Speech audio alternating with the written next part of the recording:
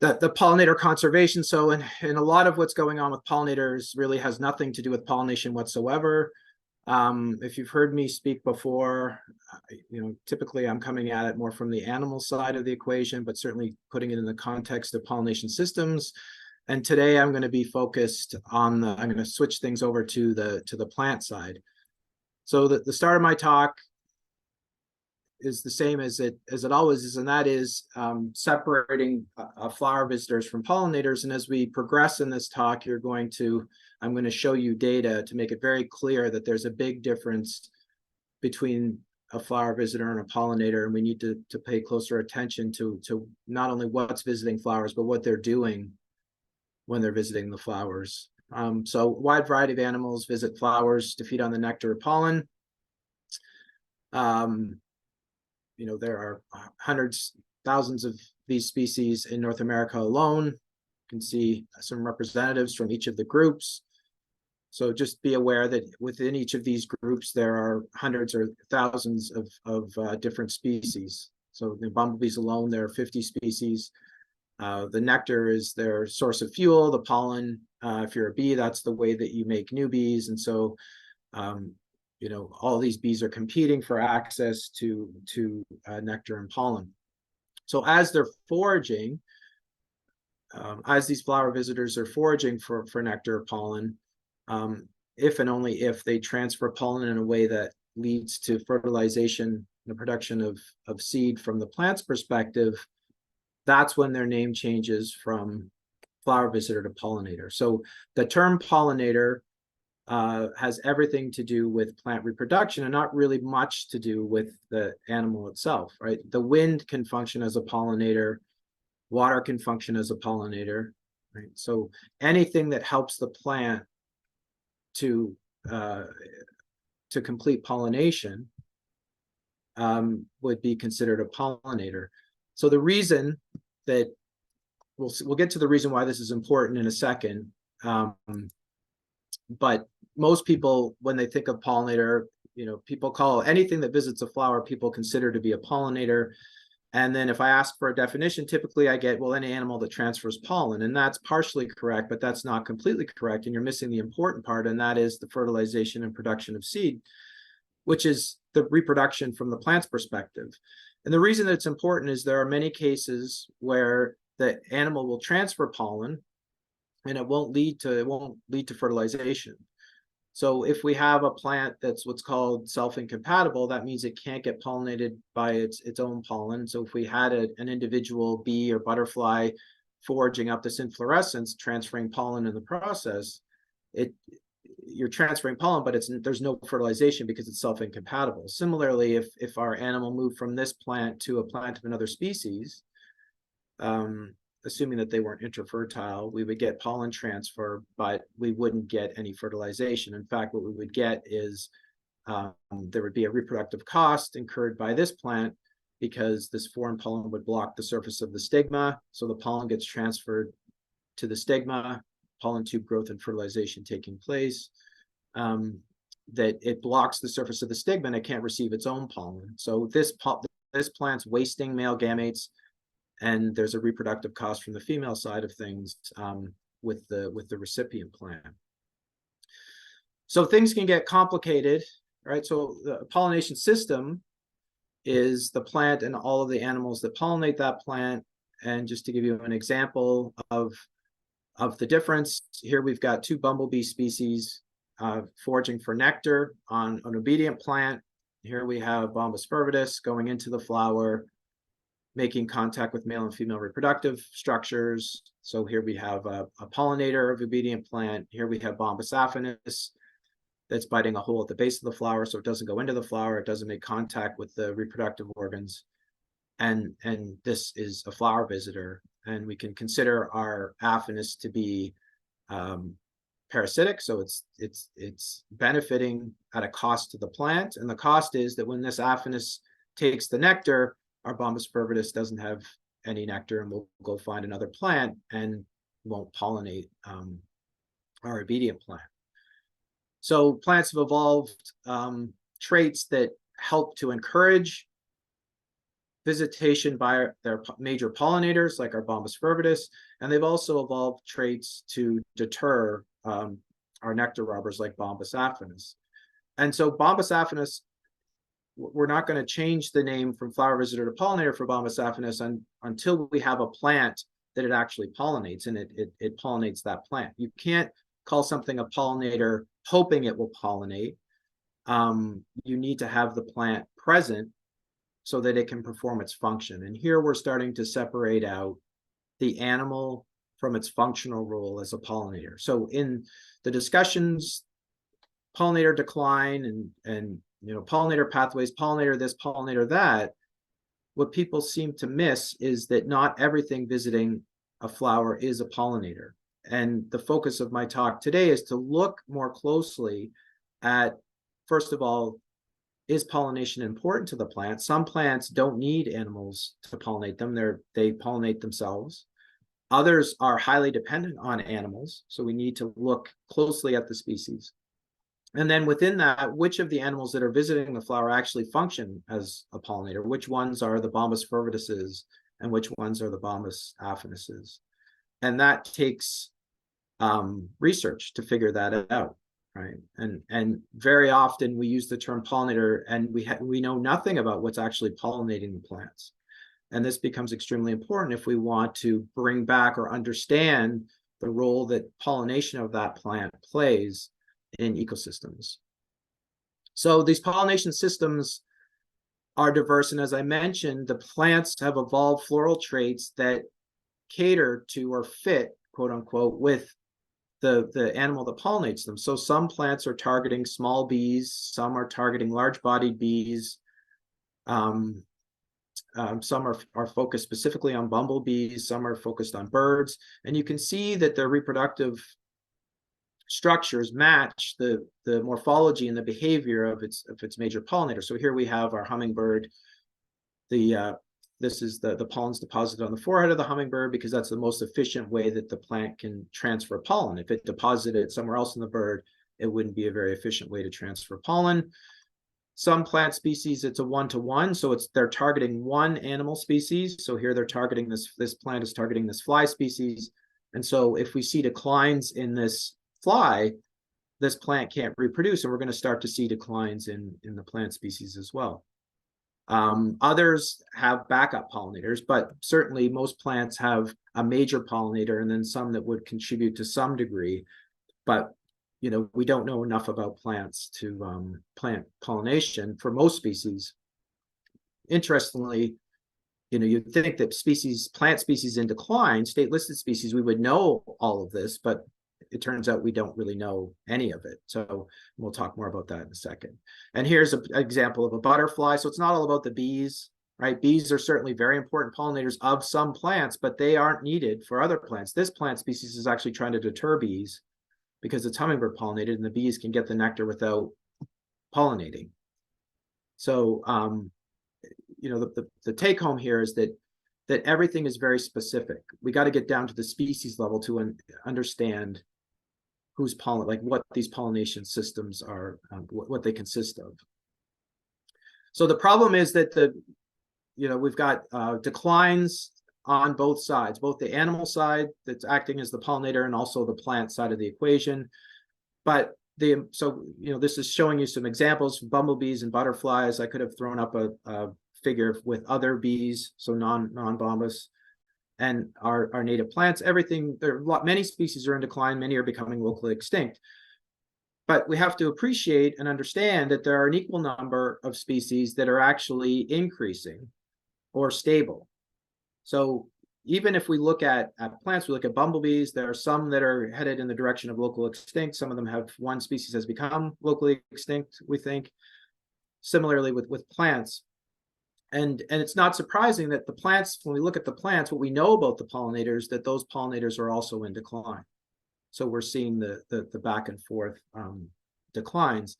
But we can't use a one-size-fits-all approach because all those species aren't in decline. And so when you go out and you look and you see a bunch of bees buzzing around flowers and you think, oh, this is great. Look at this is a bee magnet.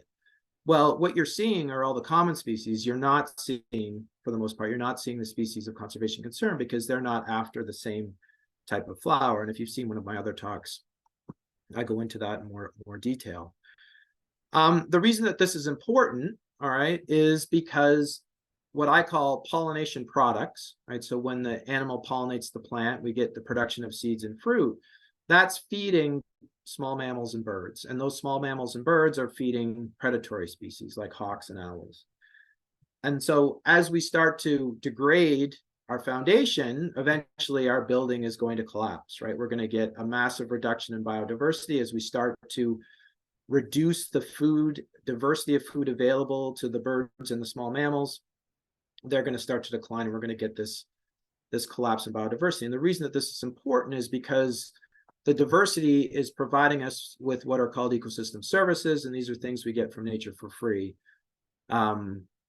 like water purification, carbon sequestration, recreation. You like to go out for a nature walk and listen to the birds singing. Well, when we get ecosystem collapse, you're not going to hear very much. So it's important that we protect and understand not only the relationships between the animals and the flowers, right? Because in addition to the food, they're providing nest sites and shelter, but to understand the connection between the plants and the small mammals and birds, because they're picky eaters as well. So they're focused on certain plant species for their food, just like the bees and the butterflies like certain flowers, certain plant species for the floral nectar or pollen.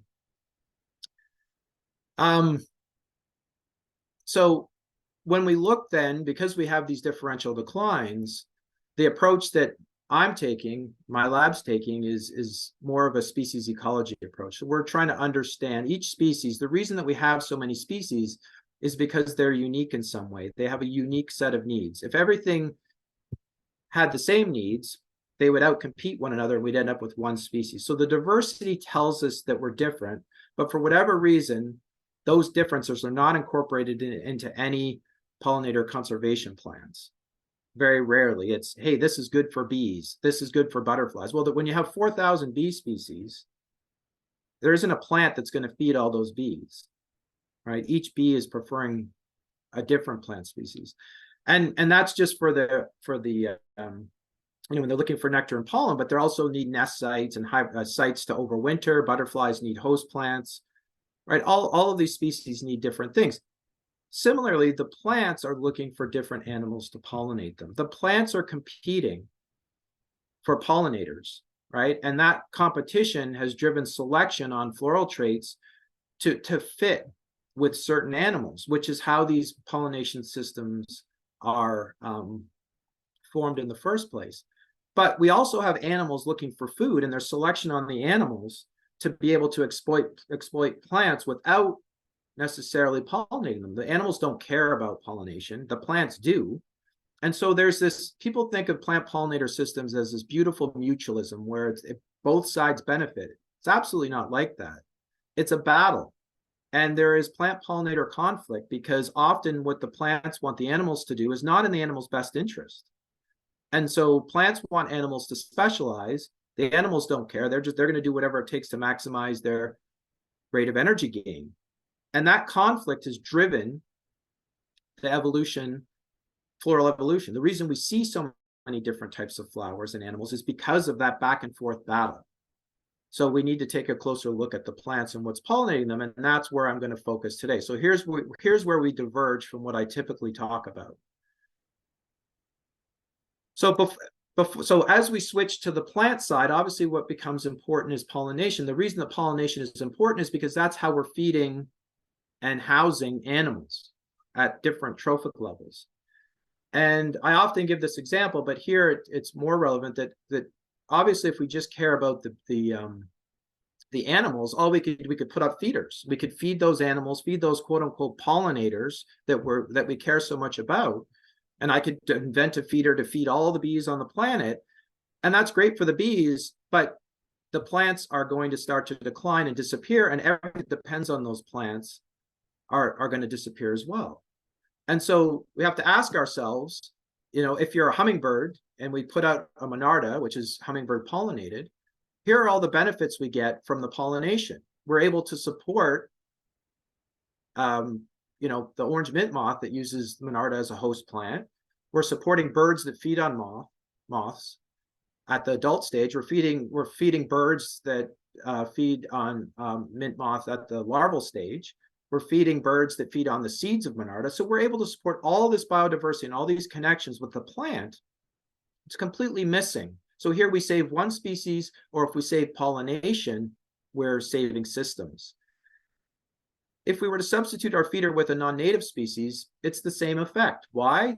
So our hummingbird may enjoy the nectar of the European honeysuckle. It may actually pollinate European honeysuckle, but the problem is moths don't want to use it as a host plant. The birds don't want to eat the seeds, and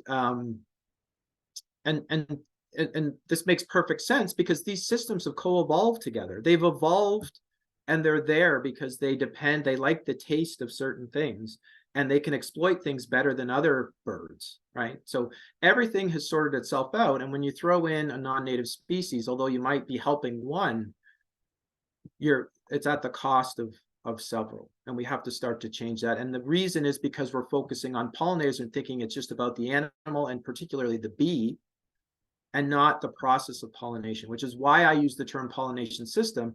And I don't really use the term pollinator very much anymore because it's so misused that people, I use pollination to force people to think about the plant and the importance of the animal visiting that flower and performing that pollination service. Okay, so looking from the plant side of things, this time of the year, we're looking out if we haven't deadheaded, and hopefully you haven't deadheaded all your flowers because that's the food, that's what the birds are eating. But I saw this, I was looking through the web, to see what plants are good for backyard to feed birds, seed-eating birds. I was looking for Penstemon because that's one of the species that we focused on. And I found this from, Bob Vila is obviously a reputable source, and talking about the 10 garden plants, and I was reading about Penstemon, and I noticed this line: it's a prolific seed producer, right? So that's it. So sure, we'll throw down some Penstemon and we'll get to feed the birds. That the problem is that it's not necessarily a prolific seed producer. So if it's self-compatible and it selfs and doesn't need animals to pollinate, sure, it might be able to produce seeds. But it's only a prolific seed producer if the pollinators are present, right? So we have to figure out how much does Penstemon depend on pollination before we could make a statement like this. And it may not produce anything if it depends on a certain animal for pollination, and that animal is not present. So this type of thing, understanding the relationship between the animal, the pollination, and also what animals are feeding on the products of pollination, that's the focus of my research. And so if we look at Penstemon, there are 3 native Penstemon species in the state: digitalis, hirsutus, and pallidus. And they vary in their conservation status. So hirsutus is a listed species in the state, and throughout its range, it's in decline, although it seems in New York, all 3 species are pretty stable. Penstemon digitalis is this, even though there's insufficient data, it's considered to be a stable species in the state. And similarly with pallidus, it isn't as abundant as digitalis, but throughout its range, it's in decline. So trying to understand what are the major drivers of decline, and not surprisingly, things that like to visit the Penstemons are also in decline. And so you could imagine that if hirsutus depended a lot on those animals and digitalis didn't depend as much on those animals, that would explain or contribute to the differential declines among the Penstemons. And so we wanted to take a look at that, and what we knew in terms of what's actually visiting. So who are the flower visitors for Penstemon? We have a very good database for that, especially for the bumblebees. This is a bit confusing, but there are long-tongued bees, Bombus bimaculatus shown here, Bombus vagans, and Bombus fervidus, which are 2 species of conservation concern, as well as Bombus terricola will visit Penstemon, but it's like Bombus affinis, it's a nectar robber, so it's a flower visitor, not a pollinator. Whether or not these other bumblebees are pollinators remains an open question. Other bees that like Penstemon, we have digger bees, mason bees, and sweat bees, and they are smaller than the bumblebee workers that we see visiting for the most part. But there is variation in the bumblebees. But here are the bees that visit. I have a grad student, Annie Monroe, that finished 3 years of data collection on butterflies across the state. And we don't see very many butterflies that are feeding on the penstemons, which is interesting. So it's primarily bees that we see visiting the penstemons. So the question is, first of all, how important is pollination to this species? So when Bob Vila says the prolific seed producers, can they do that on their own, or do they require animals to help them to produce those seeds? And then the next question is, well, who are the main pollinators? All those bees that I just showed you, are they all important or just a subset? So to answer this question, another one of my grad students, Chelsea Hettering, maybe you've seen Chelsea at Lincoln. We also have sites in Dartmouth and Southborough at Breakneck Hill. Maybe you've seen her there. Conducted a field study. So the data I'll show you today is from 2020 or 2021, 2022. She wasn't finished the 2023 data. So maybe I'll have to give you an update talk if there's anything that comes out of that. But the sample size in some cases is pretty good. So what Chelsea did, she conducted a bunch of pollination experiments. So the way that we do that is we bag flowers before they open. Once the flowers open, then we unbag them, and we treat them in different ways. So to answer the first question, is pollination important? One of the treatments, we just leave the bag on to see if the flowers can get pollinated with their own pollen. So within a flower, we then use a paintbrush to transfer pollen from one flower to another flower on the same plant. So that's the same plant treatment. And then the outcross treatment is that we take pollen from another plant and with our paintbrush, and we deposit it on the stigma of another plant that's in the area. We also, so once we unbag and treat, then we bag them back up again. We do a sham control where we take the bag off and put the bag back on again, just in case shaking the plant results in pollination. And then we also have an open pollination treatment where we unbag the flowers and just leave them open and then rebag them after the flowers fall off and keep them bagged until they produce seeds. We then collect the seeds and count all the seeds from the bagged flowers. So that's determining the pollination part. And then the next question is, okay, so we're assuming that animal pollination is important. Who are the most important pollinators? So the treatments here, we bag flowers. Once they open, we unbag, and then we observe who's visiting the flower. Are they collecting nectar or pollen? We mark the flower and then rebag it. So here are some visitors that are, you can see some of the bags. Here are some of the visitors. So we ID the species and get take a video so we can look at size and things like that, whether it's collecting nectar or pollen, and then we collect the seeds and count the seeds at the end. So we did that at multiple sites, and it turns out that, and it's not surprising, but it is surprising because you never know how much they're going to be able to self, because plants vary in the degree to which they self. But here we've got the self, so that's just bagging the flowers to see if they can get pollinated without any animal visitors whatsoever. The sham and the bag sham, so that's taking the bag off and putting it back on. You can see that the seed count is exceptionally low. The open pollination treatment, so this is for Penstemon digitalis. Clearly, having animals, something visit is important. This is selfing with the same. So it turns out that although they can't use pollen from the same flower, if you were to take pollen from the same plant, that they're able to produce seeds. So if the animal moves from this flower to this flower, that would result in pollination. And then the outcross gives us the highest seed count. So this suggests, and again, we need more data, but it suggests that the penstemons at the 3 sites might be pollinator limited, right? So we'd expect that if they're getting pollinated to the maximum, that it would equal our hand pollination with outcross pollen.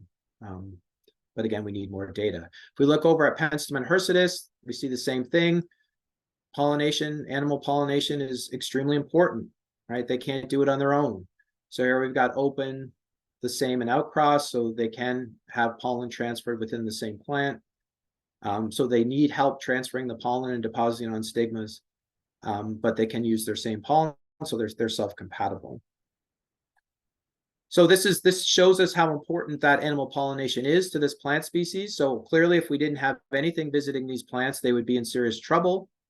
So then we took a closer look at is everybody visiting, functioning as a pollinator, and the answer to this is no. So if we look at the bumblebees, so bumblebees, this is the percent of animals that were able to produce seed numbers that were higher than what we get with our sham and self-flower treatments. And we can see that the small bees, so the mason bees, the sweat bees, the digger bees, that they're only about 20% of the bees that we saw visiting flowers function as a pollinator. And for bumblebees, it was over 80%. And in both cases, these bees were collecting nectar. We didn't see any bees collecting pollen from Penstemon, which is interesting, suggesting that the hirsutus pollen might not be great for the bees, but certainly it's a favorite source of nectar. And in particular, it's visited a lot by these long-tongued bees that are of conservation concern. And when we look at long-tongued bees, so Bombus bimaculatus and Bombus vagans are both long-tongued bees. They're doing a lot of pollinating, but Bombus impatiens, which is the most common by far bee in Eastern North America, especially late summer, it really isn't doing much pollinating, even though it's visiting frequently. So we're seeing variation in how effective these pollinators are within bumblebees and then between. So large-bodied, long-tongued bees seem to be the main pollinators of Penstemon hirsutus.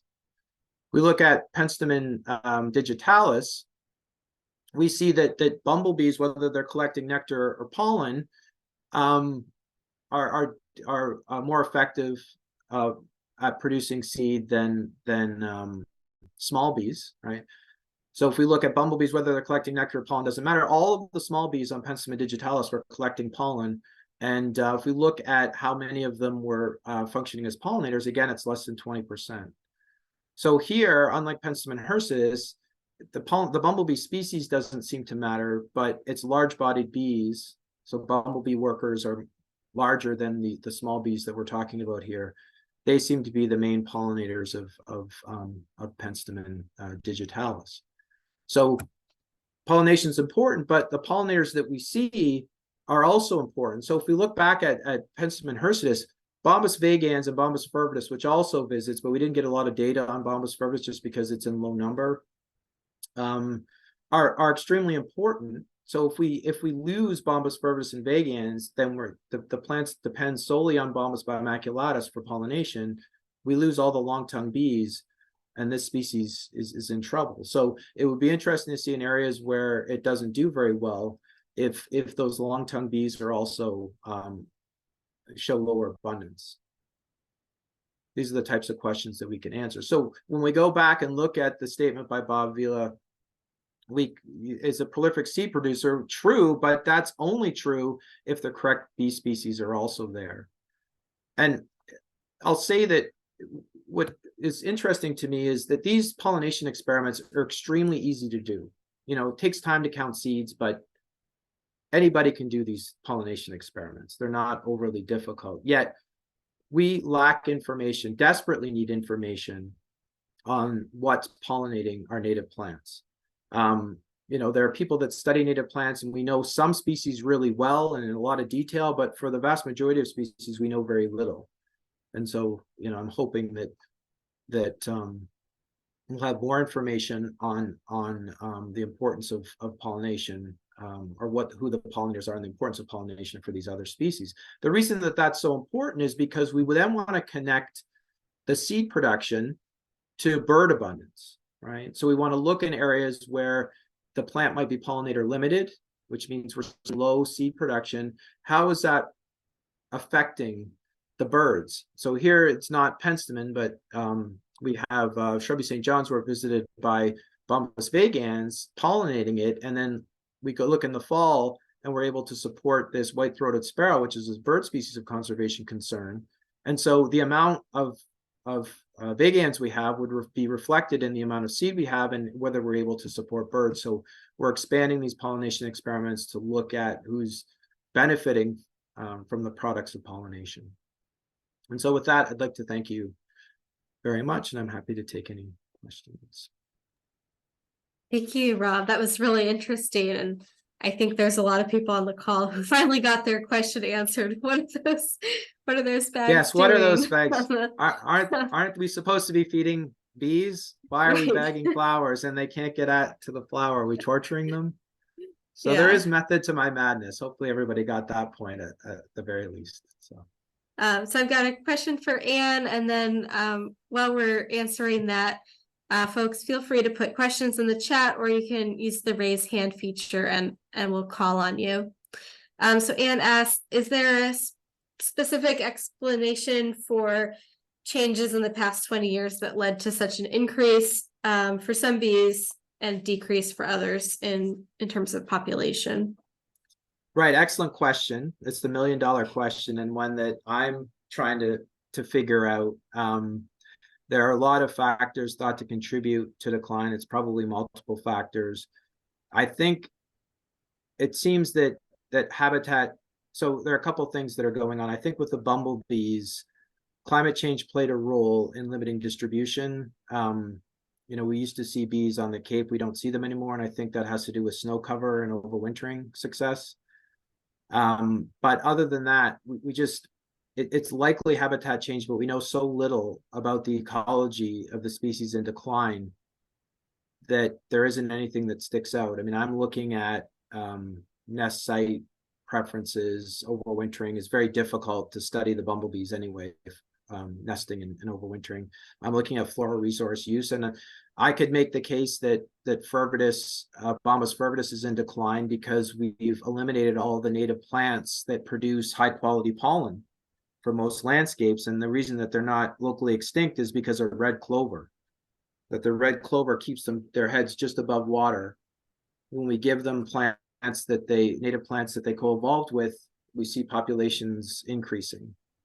So that's likely contributing. Certainly pesticides aren't good. Climate change puts things out of sync. Each of these things contributes, but whatever happened to the bumblebees happened very quickly. So yeah, I'm trying to figure that out. When I do, I'll let you know. But yeah, I mean, that's why it's so important to be planting these gardens and supporting your research so that we can start to, rebuild that habitat. Giancarlo asks, with more people planting from your plant list, have you noticed a local increase of bees that are at risk? Yes, absolutely. So looking at Breakneck, because I have the most data at Breakneck, there'd be years where I wouldn't see a single Bombus fervidus, for example, at Breakneck, and maybe a couple of vegans. Now we're seeing about 25 per year. So that's a huge increase for that species. I'm seeing the same thing in Dartmouth. I have a site in Rehoboth where it went from seeing a couple to seeing 20. So yes, I am seeing a change for the better.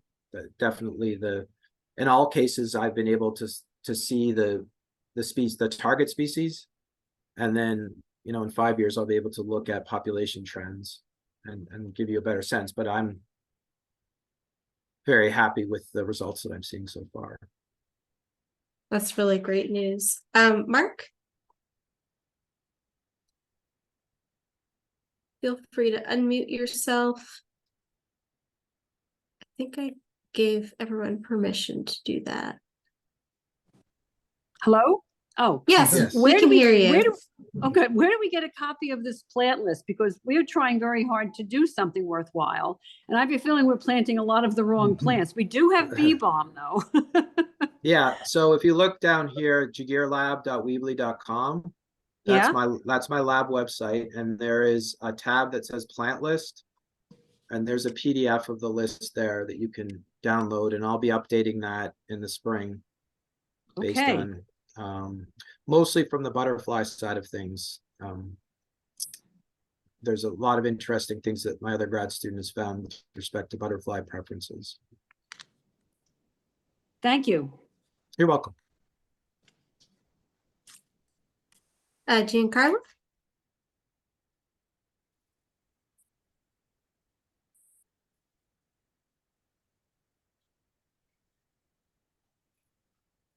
I can't hear her.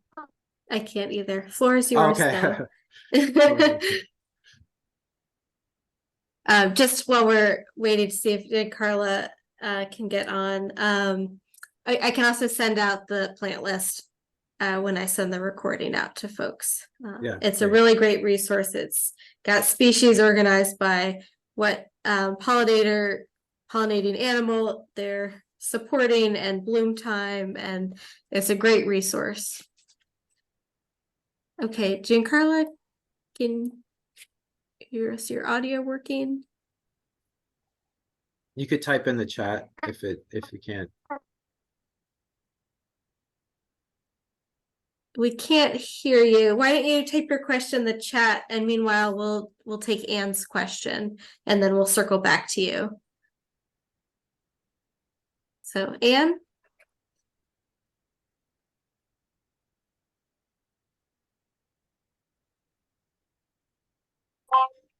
Okay, sorry, it wasn't No. unmuted. So my question is, if I work as a gardener in Newton, and I spent this year looking really hard at all the bees, and I finally concluded that really the only one I was seeing was the impatiens. Yeah. Do you have, other than the 3 areas you specifically mentioned where you're working, is there a list of where other bees are being spotted? I mean, are there any in Newton? Because Yes. I haven't seen any. So they're all there, and I'd be interested to know the plants that you have through the year, and I can Yeah, well, tell you whether it's- I'd expect to see them or not.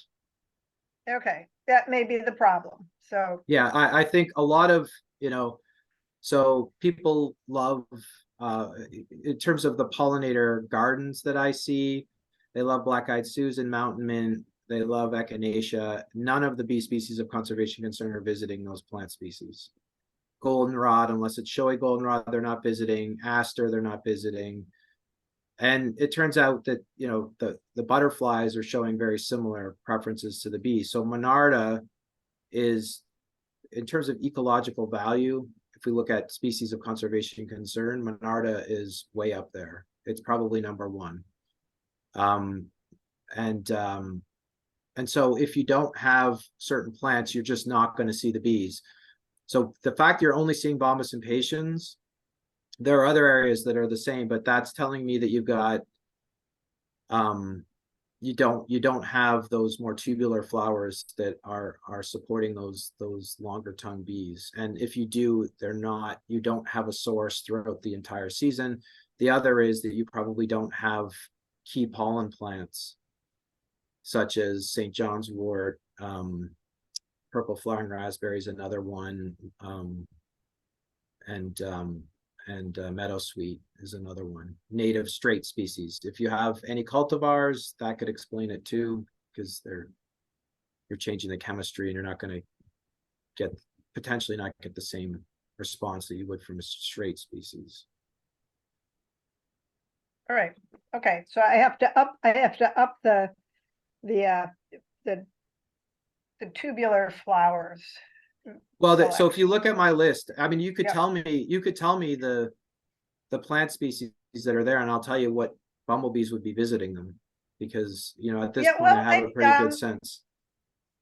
Milkweed's not. I do have, I have the Monarda, but I don't see a lot of visitors to that.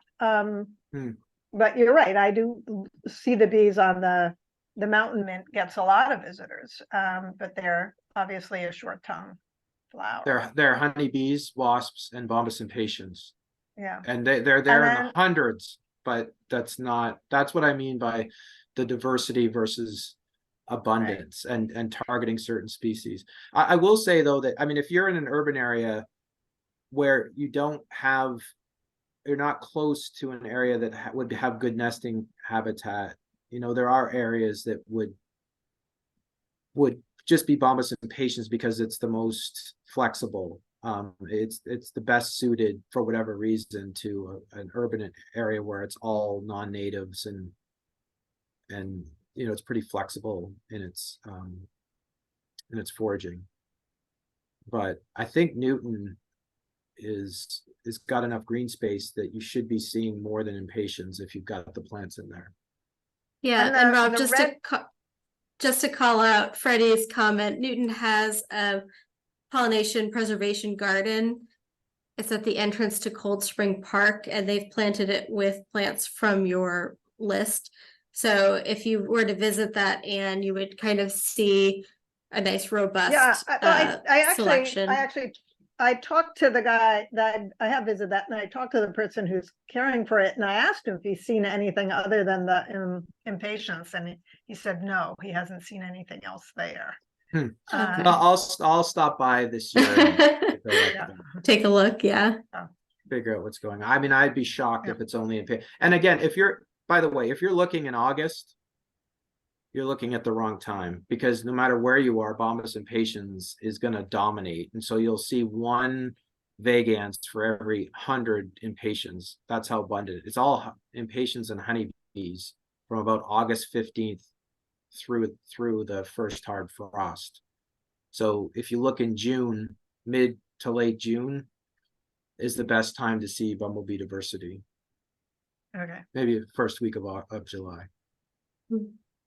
okay. I'm gonna Great, thank take you. a question from the chat before I get to you, Isabel, because it's a really good one. Sorry. So Jake asked, I see bee hotels for solitary bees. What do you think about them? I think this is a fantastic question for just giving a little bit of information about. Yeah, don't do it. Don't do it. So the bee hotels are, I mean, you can look it up. There are a lot of issues, disease. You're not necessarily targeting the right species. The bees have evolved, like they like and have no problem finding nest sites if they're available. And so it's much better to plant something with a pithy stem that they could, such as Joe Pyeweed, right? Something with a hollow stem. That's what those bees are looking for.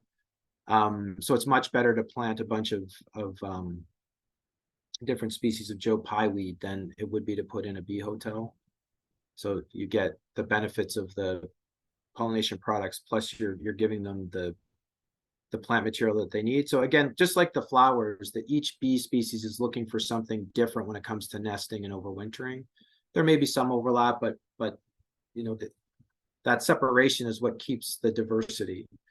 And so I think that's better. Similarly, you know, for the ground nesting bees, having a lawn with no patches of bare ground is not a great idea either.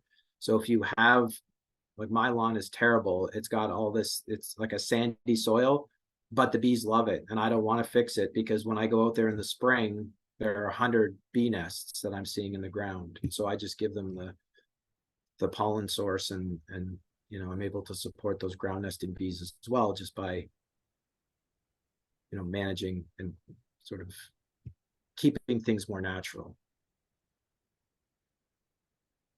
That's great. Isabel? So my question's right along that alley. I have damp soil. I don't have sandy soil. How can I improve the nesting areas? Right. So, I mean, it may be difficult to improve nesting, just like it's going to be hard for you to establish certain plants because of the soil. So, you know, you can't do everything. You can do the best with what you have. And so in terms of plants and habitat, if you have a wetter soil, that the bees aren't going to, no matter what you do, the bees probably aren't going to nest there. I mean, you could do a major overhaul, but you know, what you would put in. I'm doing a lot of experimenting with different soil compositions, like what percent sand. Some bees like a loamy soil. and I'm trying to figure out what's the best combination, and it varies depending on the species. So Years ago, sorry, go ahead. years ago, I had a bumblebee nesting in my front lawn, which isn't as wet. Should I take an auger and create some holes? No, so the rodents will do that. So the bumblebees are looking for cavities, and they're looking for abandoned rodent nests. They don't dig their own nests. And so I think, so I'm trying to figure out what they're looking for. And I think that they are attracted to the smell of rodent nests. And so if you have rodents, you're going to have bumblebee nests the following year. And I'm working with at UMass. I have one of the other faculty works on small mammals, and we're working together to look at the relationship between bumblebee queen nest search behavior and rodent. So I have chipmunks, voles, and shrews. Great. So you've got good nest opportunities for bumblebees. Some like to go underground, some like to nest on the surface.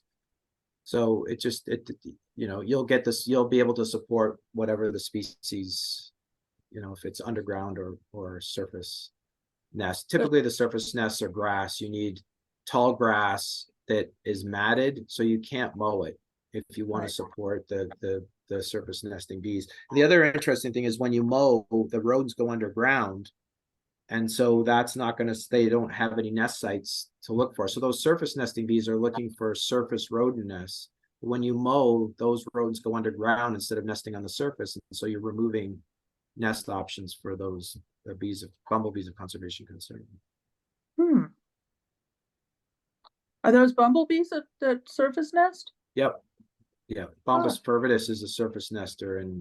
And so we're trying to figure out exactly what it prefers, but it doesn't go underground for sure. And it likes matted grass, probably abandoned rodent nests. So, our management strategy on larger plots of land is to mow some and leave some, so that that matted grass, that habitat is there the following year. And then you can mow and just not mow the other. So you do a mow rotation. Okay. Selective mowing. Right. Thank you. You're welcome. Great. A question from Carol. Are you seeing bees that prefer invasive plants? No, well, not the big invasives. No, I mean, honeybees, it's not surprising because honeybees are non-native, that they prefer the non-native plants. But things like loosestrife, it's a lot of impatiens and some butterflies, but not for the amount that's there. They're not supporting the long-tongue bees for sure. Now, non-native, yes, bombus, the two bombus species, Fervidus and vagans, and butterflies, lots of them for that matter, really like red clover. But when you give them the native option, they go to the native option. So they're these animals, like I always say it's like fast food, right? These animals aren't going to starve. They have the flexibility to visit those non-natives, but they're not doing well on them. It's a bad source. They're bad sources of pollen, and they're not necessarily good sources of nectar either, but that's all they have. And so, they'll visit, but when you give them the choice, they tend to go. I've heard the argument, to keep the invasives in because look at all the bees on them. Well, that's a ridiculous argument, because when you remove them, the plant diverse, like, again, it's about connecting, it's about native ecosystems and diversity. And you're supplying one bee, mostly honeybees, which are non-native, with nectar, but that's not really helping anything. Right. Yeah, and you had mentioned that earlier with invasive plants, how they're just feeding, but they're not really creating that web of functionality. Yes, and it's well known that native birds don't like native seeds, and that they don't necessarily, like, a lot of the butterflies won't use them as host plants, even though they might be closely related, and it's you're losing those connections. Yeah. Just a quick answer to Giancarlo's question. Yes, the winter sow program is using all seeds from Dr. Gegear's list. And I think we've got time for one or two more. So I've got one from Anne. How far apart are bumblebee nests generally? So again, another great question, and it depends on the species. And I'll say, we don't have a lot of information on bumblebee nesting habitat or habits and preferences. And because it's difficult to find them in the field, right? They do a good job hiding from skunks and other things that would go to town on the colony. But I've seen reports of bumblebee nests being within a couple of meters of one another in some areas, and in others, you'll just stumble on one and you won't see another one for some distance.